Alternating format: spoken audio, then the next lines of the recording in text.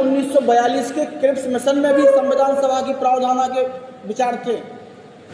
1942 का जो Cripps mission था वो ये कहता था कि युद्ध के बाद भारत में एक संविधान सभा की स्थापना की जाएगी, लेकिन जब क्रिप्स मिशन को ही डिनाई कर दिया गया, उसका विरोध कर दिया गया, तो फिर उसके प्रावधानों को स्वीकार कैसे करते? आप खुद बताओ। अगर उसके किसी भी प्रावधान को स्वीकार किया जाता तो क्रिप्स मिशन को भी स्वीकार माना जाता कि ठीक है तुमने मान लिया है, तो उसका विरोध हुआ तो उसके एक भी प्रावधानों को स्वीकार नहीं किया गया। संविधान सब क्वेश्चन देखो दो तरीके से बनते हैं।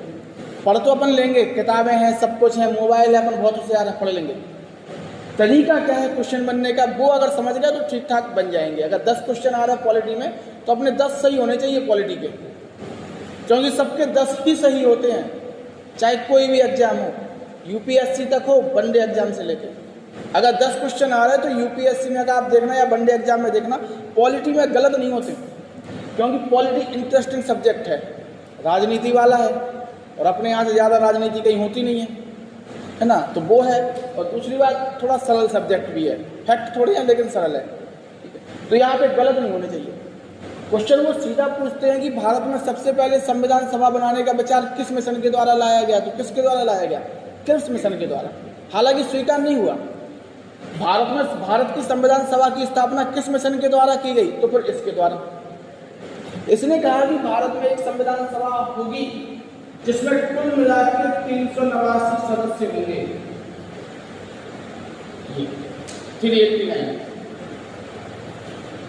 अब वो ये कह रहे हैं कि 389 जो मेंबर होंगे वो आएंगे कहाँ से? भाई हमने कहा कि हम एक बैच शुरू करेंगे, उसमें 50 बच्चे होंगे। 50 बच्चे कहाँ से आएंगे, कौन होंगे? तो इसके लिए कुछ ना कुछ करना पड़ेगा, तब तो होंगे।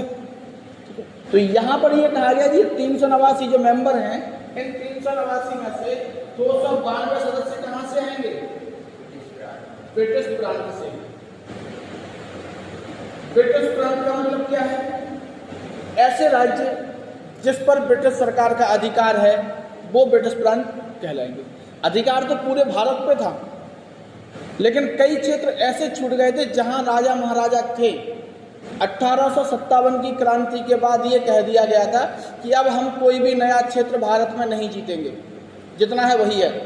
बाकी अगर ललितपुर का राजा है तो वो राजा बना रहेगा ललितपुर का, कोई दिक्कत नहीं है, ठीक है।